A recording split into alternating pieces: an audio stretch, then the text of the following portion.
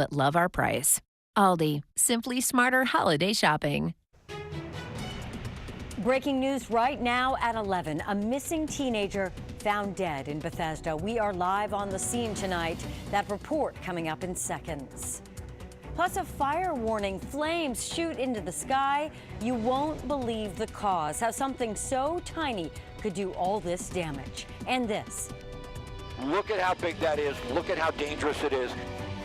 That monster wildfire, the size of Chicago, roaring back to life in California. Families had very little warning to get out. The dramatic images coming in tonight.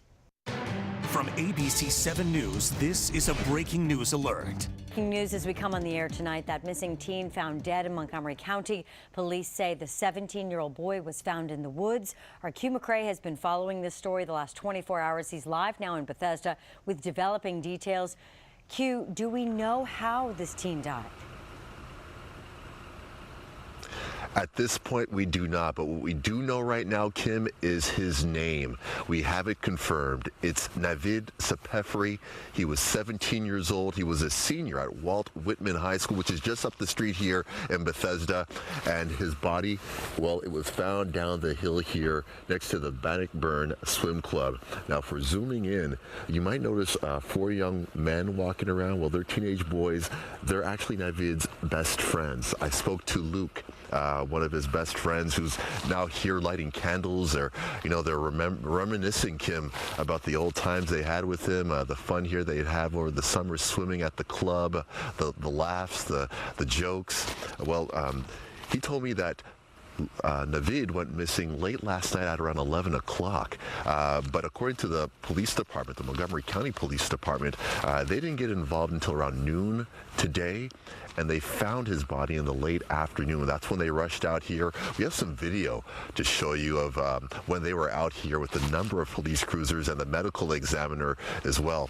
The cause of the death, as I mentioned, Kim, is still under investigation. But when it comes to the students who are out here right now saying a couple of prayers and reminiscing, they're mourning.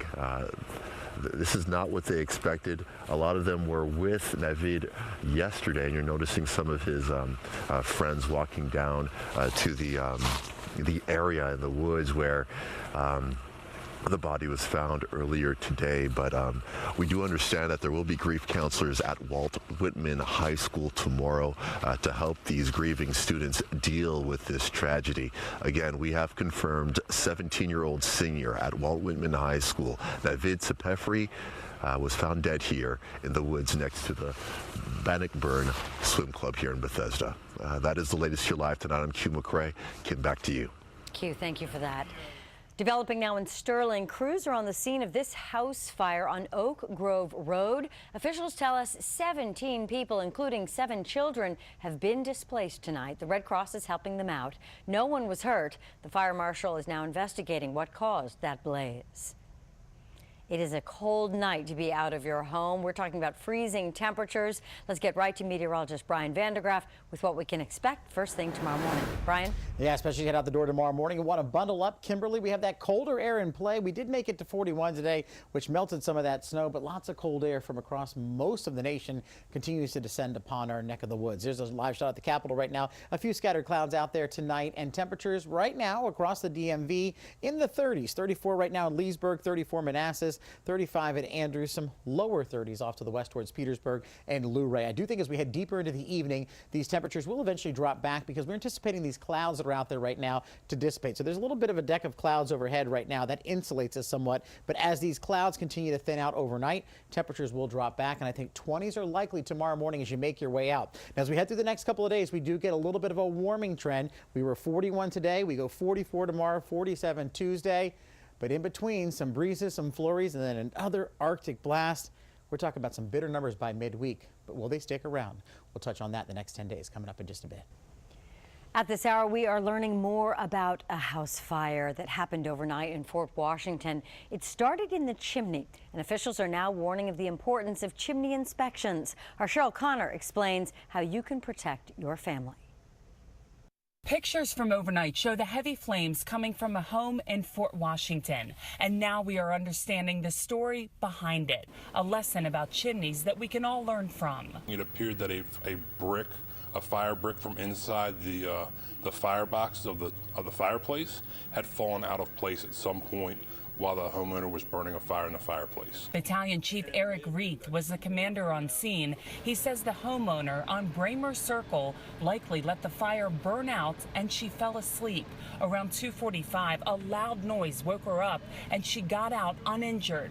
But that missing brick allowed the fire to spread into the home's walls and attic. Battalion Chief Reith tells us the homeowner had a chimney inspection this year, but he says what many of us don't know is there are different levels. The house here is 50 years old, so it's possible it needed a higher level of inspection. You should select someone that has a professional association. He says if the company is legit, the inspector should be able to recommend the proper level of inspection, and we should all try to sniff out trouble. Once her fire went out for the evening, did she tend to smell smoke for longer periods of time? Warming up to a safer fireplace. In Fort Washington, Cheryl O'Connor, ABC 7 News. And now to a very big fire out west. California's Thomas Fire, already more than 270 square miles. That is bigger than all of Chicago, and it's intensifying tonight. Thousands of firefighters working around the clock. New evacuations are underway. This massive inferno sent people scrambling this morning as flames closed in fast. My neighbor across the street pounded on my door at 3 in the morning. Debbie, get out! Debbie, pack your stuff, get out. In 10 seconds, we had the fire close to us from 30 to 60 to 100